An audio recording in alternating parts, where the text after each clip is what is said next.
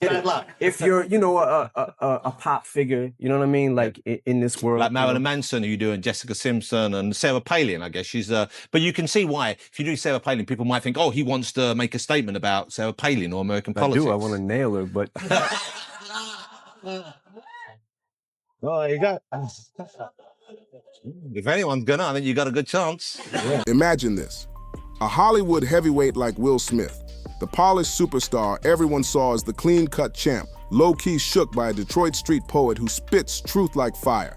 Eminem, one bold flex about keeping his rap clean sparked a cold-blooded standoff that stretched for decades. And insiders claim Will's quiet act wasn't confidence at all. It was straight survival mode against a crew people whispered about like they were a machine built for pressure. These two dominated the late 90s, but in completely different lanes. Will stepped in as the smooth, profanity-free hitmaker who turned hip-hop into something families could play in the living room without flinching.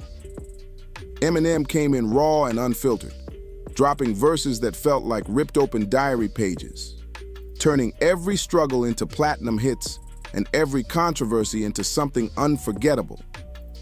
But what really goes down when these worlds smash together?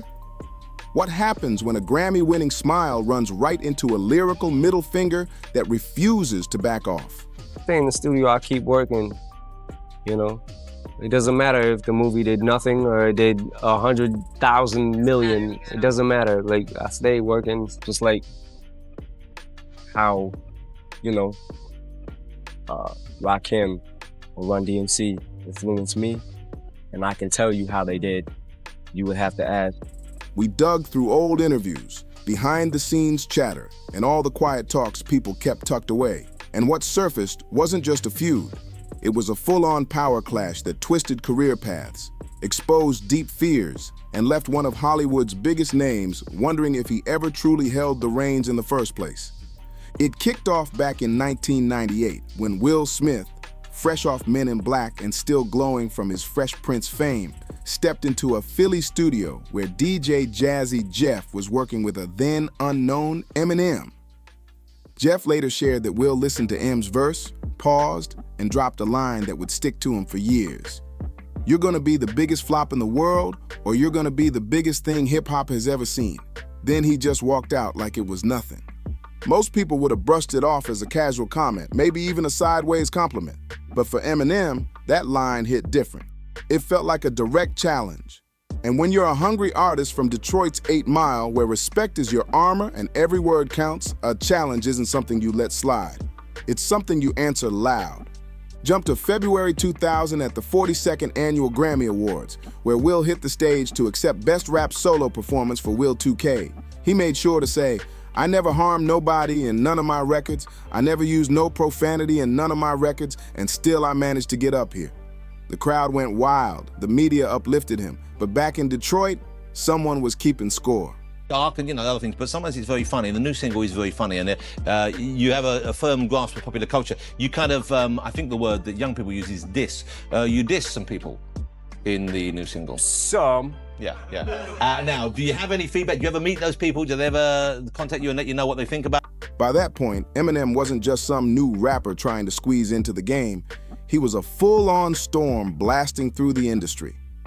His debut album, the Slim Shady LP, had dropped the year before, selling millions and turning him into what people called the most dangerous man in music. And he wore that title like it was earned, not given.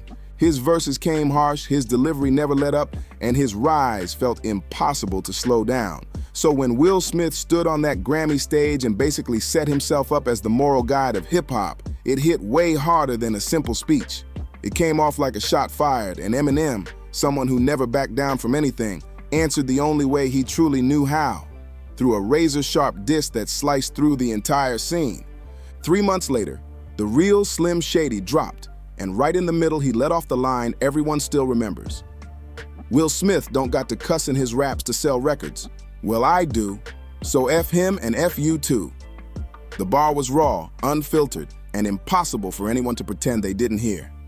Radio stations rushed to cut it out, parent groups demanded someone fix it, but the streets, they loved every second of it, because for the first time, someone wasn't treating Will Smith like a legend, but like a target.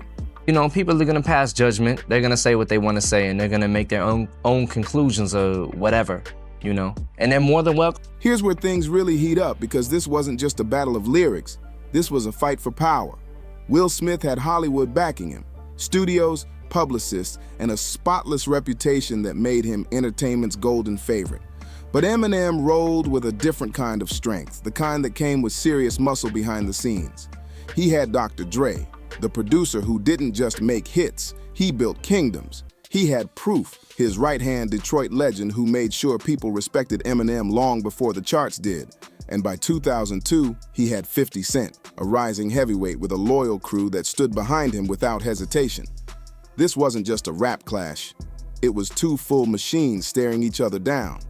Insiders claim that after the Real Slim Shady dropped, a quiet meeting went down at either Sony Music or Columbia Pictures, where Will got one clear message: stand down, no diss track, no interviews, no comeback, just stay silent, because Eminem wasn't moving like a single artist anymore. He was a movement, and stepping toward him meant stepping into a world where the stakes were high and the pressure was real. And this tension didn't start overnight. Back in the late 90s, Will stood as hip-hop's clean-cut crossover king, while Eminem came in raw and unfiltered, refusing to fit the polished mold. So when Will made that comment about succeeding without profanity, Em didn't hear a flex. He heard a shot at everything he represented. And in hip-hop, respect isn't handed out, it's earned. So I wanted to pull back from the spotlight for a little while, you know, just, I guess, kind of reassess my whole career. You know what I mean? I ended up in rehab in 2005, and, you know, just kind of wanted to, like, I was trying to figure out where I was going. You know what I mean? Like, where I was going in my personal life and career-wise and everything, like what I was gonna. After the Real Slim Shady blew up, Will Smith did something nobody expected. He went completely silent. No replies, no interviews, no slick comments, nothing. And in hip-hop, where every diss usually gets a comeback, that silence hit louder than any verse. Some people called it strategy. Others whispered it was straight fear, because by 2000, Eminem wasn't moving solo. He had a whole powerhouse behind him. Dr. Dre's Aftermath wasn't just a label, it was a fortress with reach everywhere. And once 50 Cent joined up in 2002, that crew became even stronger. Meanwhile, Will shifted deeper into Hollywood with Alley, Men in Black 2, and Bad Boys 2, almost like he stepped away from the fight before it ever got real. And while he focused on movies, Eminem kept rising non-stop, dropping albums that locked in his spot as one of the greatest. But the real question hanging over everything is simple. Was Will's silence confidence or survival? Because these weren't just two artists. These were two worlds clashing. One powered by Hollywood polish, the other backed by loyalty and heavy respect. And when pressure started building again years later, people couldn't help asking the same thing. Had Will stepped back because deep down he knew this wasn't a battle he could win?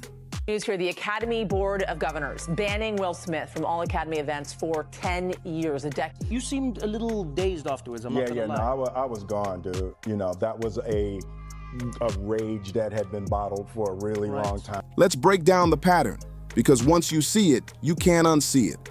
After the Real Slim Shady dropped, Will Smith never mentioned Eminem again. No interviews, no lyrics, not even a quick reference. Meanwhile, Eminem kept stacking wins. The Marshall Mathers LP shattered records. The Eminem Show locked in his legacy, and Will shifted deeper into acting like the music scene had turned way too risky for him to keep touching. And here's where things get wild. Eminem's whole career fed off tension and conflict, but Will's path went the opposite direction. His later albums struggled, and his once spotless public image started cracking under heavy scandals. The 2022 Oscar slap, then the claims from his former assistant brother Bilal, who talked about private encounters and tense moments behind closed doors. Through all that chaos, Eminem stayed quiet too. But his silence felt like strength, not fear. Because in hip-hop, the one who doesn't need to respond is already sitting on top. Now check the timeline, because this Cold War didn't fade. It evolved. Insiders say the tension stretched across decades through subtle jabs, award speeches, and lyrics that whispered about a power gap where survival meant more than a lyrical showdown. Look at the 2000 VMAs. Will won Best Male Video for Miami and said, "To all my fans out there, I never harmed nobody in none of my records. I never used no profanity, and still I managed to get up here." The crowd went wild, But backstage, the vibe was different, and sources claim Eminem's camp took it as another shot, and they allegedly made sure Will knew the streets were paying attention. Eminem doubles down, and I say double down because Eminem has kind of sent shots at Diddy before, but on this, he really doubles down. By this point, Eminem wasn't just a rapper. He was a symbol people talked about everywhere. He had faced down critics, battled major industry pressure, and built alliances with crews known for real strength, not just talk. And Will, he was still moving inside Hollywood's polished system, where conflicts got buried under NDAs and clean PR lines. But here's where things take a heavier twist. While Will was hosting the Oscars and locking in blockbuster roles, rumors swirled that Eminem was making quiet moves to secure long-term dominance, not just in music, but in strategy too. Whispers floated through South Central LA that certain groups expected artists to check in before showing up, and insiders claimed Eminem understood the respect involved, not because he was forced, but because he knew how the streets operated. Meanwhile, Will's world was shaking in ways nobody expected.